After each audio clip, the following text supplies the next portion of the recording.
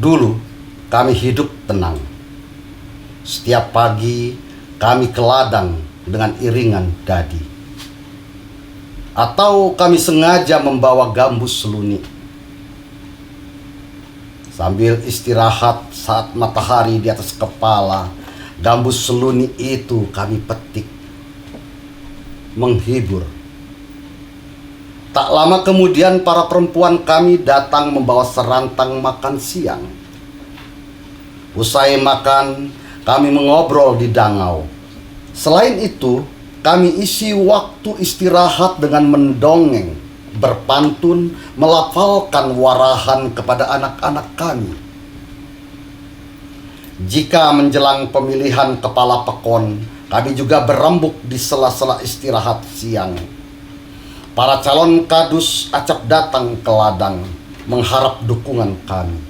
Akibatnya, ladang kami berubah menjadi arena kampanye pada masa pemilihan kepala dusun.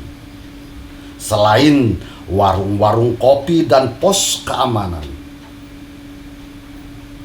kami senang dengan situasi tentram seperti itu. Karena dengan begitu kami bisa berladang dengan aman dan tenang. Bila musim panen, kami berlomba menyemai dan saling membantu. Tak terhitung hektar ladang kami. Tanah ulayat itu kami miliki secara turun-temurun, tanpa sertifikat, tetapi jelas batas-batas hak kepemilikannya. Dan itu diakui oleh kepala adat, kepala pekon, juga sampai ke tingkat kecamatan. Setiap penjualan atau pemindahan hak pemiliknya harus diketahui minimal oleh kepala adat. Kami taat dengan peraturan adat. Kami bisa diusir dari desa dan dikeluarkan dari adat jika kami melanggar peraturan atau menyerobot ulayat. Sudah ada warga yang diputuskan pengadilan adat, kemudian sekeluarga harus meninggalkan dusun dengan menanggalkan marganya. Bagi yang sudah cakap pepadun, maka gelarnya dibatalkan oleh peradilan adat. Adat kami junjung tinggi. Kami boleh menentang aturan pemerintah, tetapi jangan coba melawan kepala adat. Siapa berani menentang, ia akan dikucilkan oleh adat. Bahkan, ia tak akan memperoleh ulayat, diusir dari desa.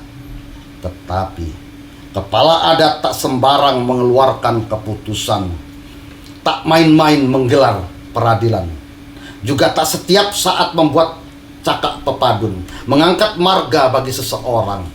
Begitulah kami punya adat, sehingga kami dihormati oleh suku dan bangsa-bangsa lainnya. Karena adat pula, Piil Pesanggiri kami letakkan paling pucuk. Kami siap mati jika kehormatan kami diinjak-injak. Ingatkah tatkala Raden Intan bertanya, "Api ubat malu, Ibu?" Maka ibunya menjawab, "Mati." Tetapi adat kami amat terbuka. Para pendatang kami terima dengan tangan dan hati mengembang. Kami letakkan pendatang sebagai saudara sendiri, seperti kaum Ansor menyambut kedatangan para muhajirin. Kami sediakan lahan bagi pendatang untuk mengolahnya. Bahkan kami juga dengan sukacita memberi sebagian ladang kami kepada pendatang. Begitulah adat mengajarkan kami. Kami angkat para pendatang menjadi bagian dari jiwa kami, menjadi jurai dalam silsilah kami. Duduk sama rendah, berdiri sama tinggi. Ke lembah kami berpegangan, ke bukit kami saling membantu. Kami punya beras, para pendatang tak boleh kelaparan. Sejak lama bumi kami ditempati para pendatang, namun kami tak pernah merasa kehilangan. Dari gedung tataan sampai ke pelosok Rawajitu, para pendatang menetap. Demikian adat tertulis di lontar. Tetapi kemudian pengiriman pendatang dimobilisasi oleh negara. Pemerintah pusat mengirim besar-besaran ke sini. Maka lahan kami makin menciut. Belantara habis dibabat untuk pemukiman dan ladang. Belum lagi para penguasa meminta tanah kami untuk ladang-ladang dan pabrik. Sebagaimana di desa ini, berhektar-hektar tanah kami dikuasai penguasa untuk ladang tebu dan pabrik gula. Para pekerja bukan jelma eham, tetapi dipasok dari tanah seberang. Begitulah kami akhirnya pasrah melepas tanah, meski kami kehilangan lahan untuk meladang. Bahkan si Hairil, Ahmad, dan lebih dari 3.000 warga tak lagi punya ladang. Tanahnya dipaksa jual dengan murah kepada penguasa.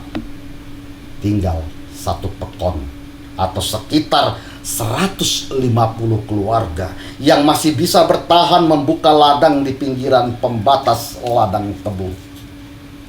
Mereka yang telah melepas tanah ulayatnya dengan harga murah akhirnya mencari kerja ke kota, kabupaten, atau ke kota lainnya. Sedangkan yang tak hendak merantau terpaksa menjadi buruh di ladang tebu dan ladang-ladang milik warga kampung sebelah.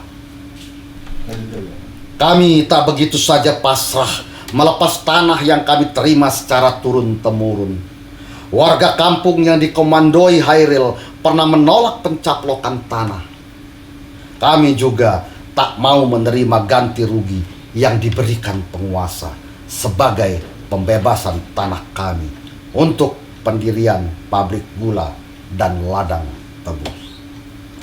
Penolakan itu kami buktikan dengan pembakaran seluruh ladang, lalu kami mendirikan kemah di sana. Siang malam kami jaga penyerobotan ladang oleh penguasa yang dibantu aparat keamanan.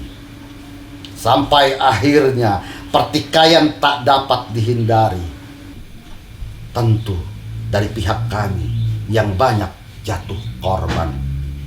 Pemilik pabrik gula itu adalah penguasa yang ditakuti. Namun sampai kini warga di sini masih dendam, hendak merebut kembali tanah mereka yang dicaplok. Cerita para tetua itu sudah jadi sejarah di kampung ini, semacam legenda yang diakui kebenarannya. Dan setiap orang tentu hafal menceritakan kembali peristiwa mengenaskan itu, meski ia lahir sebagai generasi kedua. Dendam kepada pemilik pabrik itu pun tak pernah hilang. Oleh sebab itu, setiap malam dari tengah ladang tebu itu selalu terdengar jeritan orang, suatu jeritan kesakitan ataupun erangan orang yang sedang menghadapi kematian. Suaranya amat memilukan, jika tak ingin dikatakan mencekam. Hampir setiap malam, sekitar pukul 1 atau 2 dini hari. Jeritan orang kesakitan itu kadang terdengar pula erangan merintih. Acap ditingkahi lolongan panjang puluhan ekor anjing hutan. Suara itu terdengar sayup dari ladang tebu. Bila suara yang amat menyayat itu terdengar, kami tak berani keluar. Lebih baik mengunci rapat pintu dan jendela, memeluk istri rapat-rapat setelah memastikan anak-anak aman di kamar lain. Lalu mematikan lampu kamar, menghentikan persetubuhan meski kami belum orgasme. Kami, maksudnya keluargaku dan sekitar 100-an warga lain yang membuka ladang dan pemukiman di dekat batas ladang tebu itu, setiap malam selalu mendengar jeritan itu. Tetapi Keesokan paginya kami tak pernah dengar kabar siapa yang mati semalam. Kami tak pernah tahu siapa yang dibawa ke rumah sakit. Benar-benar misteri. Padahal setiap malam kami selalu memastikan ada korban di sana. Ternyata bukan aku saja yang mendengar jeritan itu. Seluruh warga juga mendengar jeritan atau erangan orang dari tengah ladang tebu. Hanya tak satu pun mengaku melihat korban keesokan paginya. Mereka yang pernah masuki ceruk ladang tebu pun seperti tak menemukan tanda adanya pertikaian. Tiada bekas pembantaian, tak ada pula sisa darah. Jadi, siapa yang berkelahi setiap malam? Tanya emak di warung kopi pagi harinya. Aku juga heran. Kita sama-sama mendengar orang menjerit. Cuma tak satu pun kita yang tahu siapa korbannya. Balas Herwan. Soalnya kalau ada perkelahian di sana, pasti kita lihat bekasnya. Kalau ada yang mati, kita tentu ikut melayat. Benar-benar misterius. Jangan-jangan korbannya langsung dikubur di tengah ladang tebu itu. Siapa tahu, tukas warga lain. Tapi sepekan lalu, setelah suara jeritan lenyap, ku dengar deru mobil dari sana dan hilang entah kemana. Jawab warga lainnya. Aku tak meningkahi. Aku enggan membicarakan sesuatu yang tetap misteri. Inginku kejelasan siapa yang menjerit setiap malam dari tengah ladang tebu itu. Anjing-anjing siapa yang melolong pada waktu bersamaan. Ini masalahnya.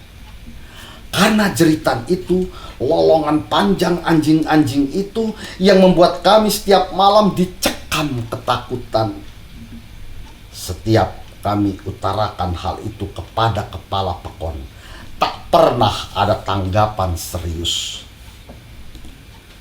Jangan mengarang cerita, bisa dianggap kalian itu ingin meneror supaya warga ketakutan. Hukumannya amat berat, kata Suherman, kepala pekon. Rumah kepala pekon memang jauh sehingga tak akan mendengar suara orang yang menjerit. Kami tak membual, Pak. Bukan saya saja yang mendengar. Bapak bisa tanya pada warga yang lain, kataku saat melapor pada kepala pekon. Namun dia acuh. Ia juga tak mengkonfirmasi ke warga lain. Laporanku itu akhirnya dilupakan. Meskipun suara jerit atau erangan orang di tengah ladang tebu itu tak bisa kami lupakan. Karena istriku berulang mengingatkan agar aku jangan melapor lagi pada kepala pekon. Akhirnya peristiwa setiap malam itu jadi bagian hidup kami. Istriku mengkhawatirkan keselamatanku bila terus-terusan mengusik masalah itu. Biar kita saja yang mendengar dan merasakan ada suara jeritan orang setiap malam, kata istriku lagi. Sebenarnya kami pernah mencoba cari tahu sumber jeritan. Kami diam-diam menembus kepekatan ladang tebu pada dini hari, di saat embun bagi ujung jarum menusuk-nusuk kulit kami. Sekitar 10 orang memasuki perbatasan hingga ke tengah ladang tebu dengan mengendap-endap. Malam yang pekat dan ladang tebu yang lebat membuat pandangan kami terhalang. Suara erangan dan jerit mengaduh seperti orang yang membelih lehernya. Sangat jelas kami dengar. Hanya selalu tak pernah kami saksikan secara persis apa yang terjadi di ladang tebu itu. Ya, ladang tebu yang sangat luas, mungkin 2000-an hektar lebih, telah menyulitkan kami mencapai sumber jeritan. Itulah yang membuat kami tak tahu persis siapa yang bertikai antara siapa dengan siapa, urusan apa, dan demi mempertahankan kepentingan siapa. Akhirnya kami hanya mendengar jeritan dan erangan itu dari kejauhan, menyaksikan dengan samar-samar pucuk-pucuk daun tebu yang bergerak kencang karena tersentuh orang. Sekejap lalu suara mobil menderu meninggalkan ladang tebu. Setelah itu kembali hening. Sejak itu kami seperti melupakan peristiwa yang setiap malam kami dengar dari tengah ladang tebu. Betapapun kami selalu mendengarnya. Karenanya kami menganggap jeritan dan erangan orang setiap malam itu sebagai orkestra. Musik yang membuat kami makin terlelap berselimut kengerian. Akhirnya kami terbiasa dan lama-lama kami seakan imun dengan suara itu.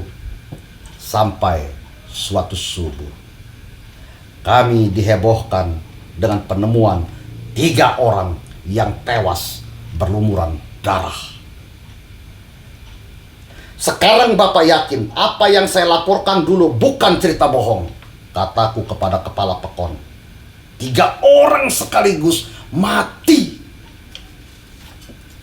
Kepala pekon hanya mengangguk, terasa pelan, merunduk, memandangi 3 jasad berlumuran darah yang ditemukan subuh tadi 1 meter di luar pagar ladang tebu. Johansah yang pertama melihat jasad itu. Ia kemudian memberitahuku, lalu segera kulaporkan kepada kepala pekon. Kemudian warga pun datang, berkumpul. Hanya kami tak mengenal ketiga tubuh yang telah kaku itu. Asing. Mereka bukan warga sini, kepala pekon menyimpulkan. Mungkin dari pekon sebelah. Semua warga diam. Mungkinkah ketiga warga ini dari keluarga yang masih dendam karena tanahnya diserobot oleh pemilik pabrik gula, kemudian membuat onar setiap malamnya? Kali ini ia terkena batu. Aku bertanya-tanya dalam hati. Seperti cerita yang pernah ku dengar dari orang tuaku, banyak warga di sini yang menyerahkan tanahnya secara terpaksa. Lalu mereka meninggalkan kampung dengan membawa dendam. Para warga itu kemudian kerap melakukan demonstrasi di gedung dewan, memohon para wakil rakyat dapat mengembalikan tanahnya. Sampai kini tuntutan mereka tidak berhasil. Barangkali itulah mengapa kemudian mereka sering menjarah dan membuat onar di dalam pabrik gula. Konon pula mereka tak segan-segan menghabisi nyawa para buruh pabrik yang mayoritas didatangkan dari luar daerah, atau meletakkan bom molotov di pemukiman para buruh, gudang tebu, dan seterusnya. Lalu jerit dan erangan itulah yang setiap malam kami dengar. Aku perhatikan kepala pekon tak terlihat cemas. Tidak lazimnya seorang kepala dusun ketika menemukan mayat di wilayahnya. Ia tenang. Para petugas dari rumah sakit segera mengangkut ketiga mayat itu ke dalam mobil ambulans, lalu membawa pergi entah kemana, meninggalkan kami yang masih digelayuti beragam pertanyaan. Bapak-bapak boleh kembali ke rumah, atau yang ingin ke ladang silakan bekerja. Anggap saja bapak-bapak tak melihat sesuatu karena memang tidak ada kejadian apa-apa. Kepala pekon berpesan, tetap tenang. Tidak satupun warga berani membantah. Istriku sumringah ketika melihatku tak bersuara meninggalkan tempat itu. Ia memegang tangan kiriku, sementara tangan kanannya melingkar di pinggangku. Istriku berbisik mengajak tidur kembali karena sempat terganggu. Memang kami mesti melupakan ihwal yang selama ini selalu mengganggu tidur kami malam hari. Suara jerit dan erangan dari tengah ladang tebu itu. Karena Sahdan, kepala pekon yang memberi titah demikian, dan sebagai warga yang baik dan tak hendak dituding teroris, maka kami melupakan segera setiap kami mendengar jerit orang terbantai. Sebagaimana daun-daun tebu yang menari di belai angin, begitu pula kehidupan kami, menari dan menyanyi untuk 1, 2, 3 dan sejumlah orang yang mati dalam pertikaian di tengah ladang tebu itu. Antara merebut kembali tanah dan mempertahankan riuh mesin pabrik gula, kami dititahkan untuk selalu membisu. Jadilah seperti daun tebu, bagai tangan-tangan, ia hanya bisa melambai bila angin membelai, tetapi tak pernah ia kenang, ia segera lupakan. Pesan itu tertanam dalam di benak kami secara turun-temurun, diingatkan kembali oleh kepala pekon bila kami mungkin lupa. Dulu kami hidup tenang. Setiap pagi kami ke ladang dengan iringan dadi, atau kami bawa gambus suluni, alat musik tradisional, dan kami petik saat istirahat ketika matahari di atas kepala.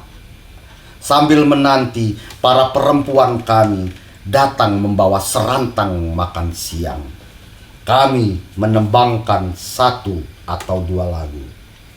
Hidup kami damai, tiada terdengar keributan. Namun waktu telah mengubah keadaan kami. Para pendatang secara besar-besaran singgah dan meminta tempat hidup di sini.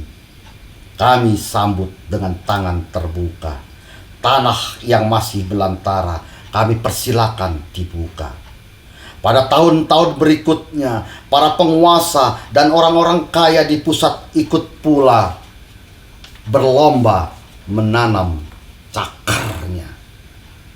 Lalu tanah kami berhektar-hektar dicaplok, dibangun pabrik, ditanami sawit, cengkih, nanas, kopi, dibangun villa, dan lain-lain.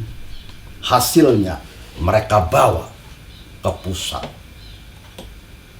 Kini ribuan hektar ladang tebu membentang dari utara, selatan, atau barat timur. Bila kemarau, debu dari tengah ladang tebu yang diterbangkan puluhan mobil yang masuk dan keluar pabrik akan menutupi awan di daerah kami. Layaknya menanti turun hujan di musim panas. Bila musim penghujan, jalan sepanjang ladang tebu benar-benar becek dan licin. Pada musim tebang tebu, ribuan buruh entah dari mana menangguk rejeki di sana. Sejak itu kami berontak. Tak bisa kehormatan diri diinjak-injak begitu saja. Tanah ulayat adalah pusaka nenek moyang yang tak ternilai. Akhirnya unjuk rasa meletus, keonaran terjadi, pertikaian tak dapat dielakkan. Meski yang bertikai kemudian antara warga asli dengan pekerja pabrik dan buruh ladang, para pendatang itu. Cuma kami seperti tak pernah tahu, mungkin pula tak boleh banyak tahu, sesuatu yang terjadi setiap malam yang membuat kami tercekam dan takut. Kepala pekon selalu mengingatkan, jangan menyebarkan kabar bohong. Hukumnya berat karena dianggap telah meneror masyarakat.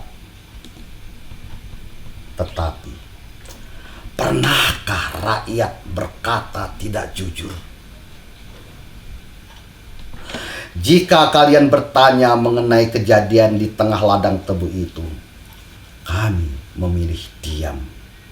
Meski ada yang mati setiap malamnya, kami juga akan membisu bila ditanya siapa pemicu pertikaian di ladang tebu. Menggeleng pun enggan. Maaf, kami tidak tahu. Maafkan, kami tak menyaksikan. Selalu jawaban kami begitu. Selalu. Karena takdir kami sudah menjadi patung. 2004